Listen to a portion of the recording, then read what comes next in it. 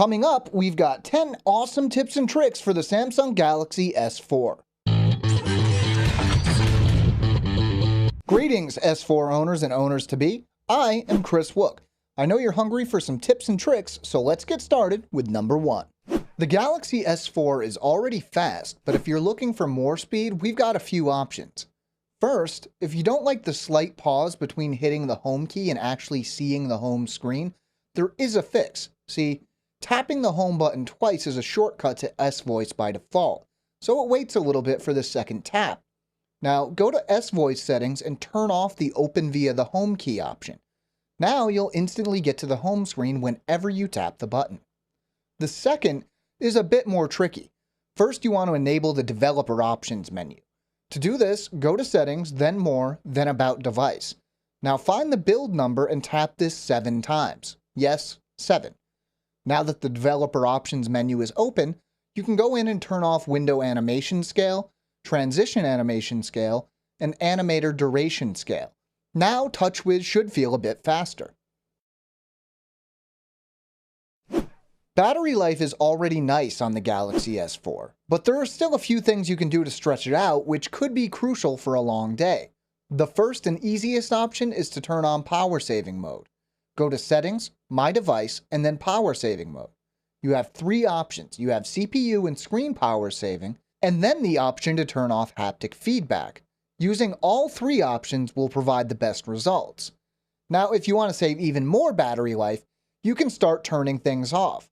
Turning off mobile data will help quite a bit, and then it's kind of up to you.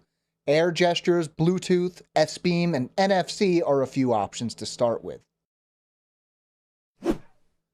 In the S4's notification dropdown, you've probably noticed the icons at the top that allow you to do things from changing the sound mode to turning Wi-Fi on and off. Chances are fairly good that you use some of these more than others, so why not get them in an order that works for you? Simply pull down the notification pane, then tap the upper rightmost icon. Now tap the icon that looks like a pencil. You'll be able to drag and drop the quick settings buttons and put them in an order that puts your most used settings first. The Galaxy S4's camera comes with more options than ever, although some are arguably more useful than others. Still, there are some steps you can take to make sure you're taking the best photos you can. First, you might want to adjust the photo size and settings. By default, the S4 is set to 9.6 megapixels with a 16:9 aspect ratio. For the best quality, you can switch to 13 megapixels, which uses the more traditional 4:3 aspect ratio. The other settings like ISO and anti-shake are worth exploring as well. Then, you'll want to pay more attention to the modes you're using. Eraser and Drama Shot aren't something you'll probably use too often. Auto might be your best bet, but Beauty Face, Panorama, Sport, Night, and Rich Tone or HDR are all useful. For the most part, you'll probably want to turn the flash off as well. While the S4 has a nice display, there are certain times where you just want to see a photo, video, or game on a larger screen, and there are a few ways to do it. The first and easiest, if you have a Samsung TV or an All-Share Cast dongle, is to use the built-in screen mirroring feature. Just turn it on and wait for it to find your device. The second option is to use MHL.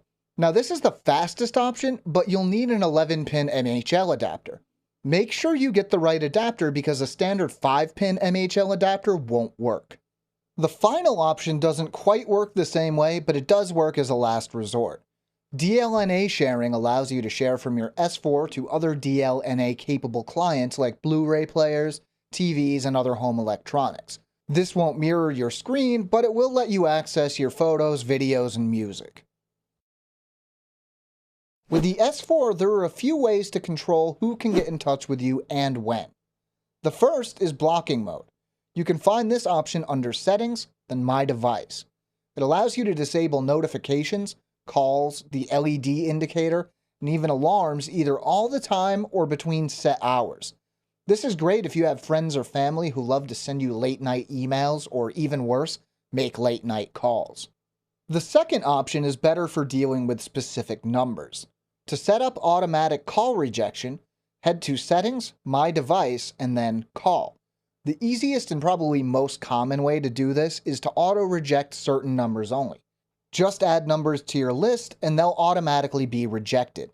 Optionally, you can also send them an automated message telling them why their call was rejected. By default, the Galaxy S4's lock screen is a little on the boring side. Luckily, it's easy to spice it up by customizing it and adding a few widgets.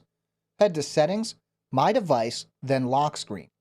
There are a lot of options here. You can put application shortcuts or multiple widgets on the lock screen and change whether you want a clock or personal message.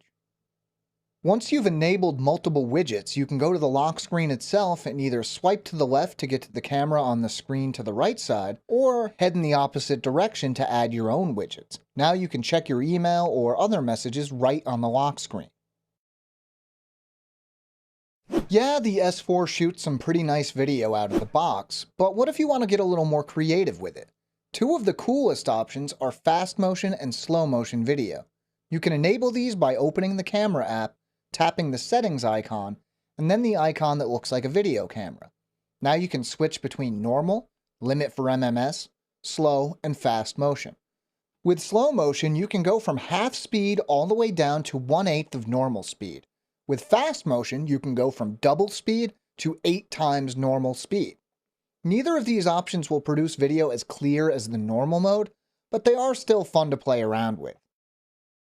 To be honest, I wasn't too sure about the Adapt Sound feature until I tried it out myself, but after trying, I had to include it in this video. Go to My Device, then Sound, and scroll all the way to the bottom. Make sure to have your headphones handy. What Adapt Sound does is play a series of tones to test your hearing and to a certain extent your headphones. Just start the test, listen closely, and answer whether or not you heard the sound. After this process is over, you'll have the option to preview the newly adapted sound. For me, the difference was noticeable. Compared to the original sound, the adapted sound sounded clear and more detailed. If you're like me, and I know I am, one of the first things you do on any phone is turn off auto brightness. In this case though, there is actually a good reason for using it, at least occasionally. Users have found that the S4 screen brightness can go higher with auto brightness turned on than you can manually set it yourself. It's probably done this way to prevent damaging the screen. Still, if you're in bright sunlight and having trouble seeing the screen, try turning on auto brightness to see if the screen gets any brighter. And that's it. Hopefully, at least a few of these tips will help you get more usefulness and/or enjoyment out of your S4. If you want a little more detail, we have an in-depth article at AndroidAuthority.com.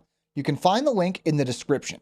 If you enjoyed this video, maybe give it a like or share it with your friends. If you want to stay caught up with all of our videos, make sure to subscribe to our channel.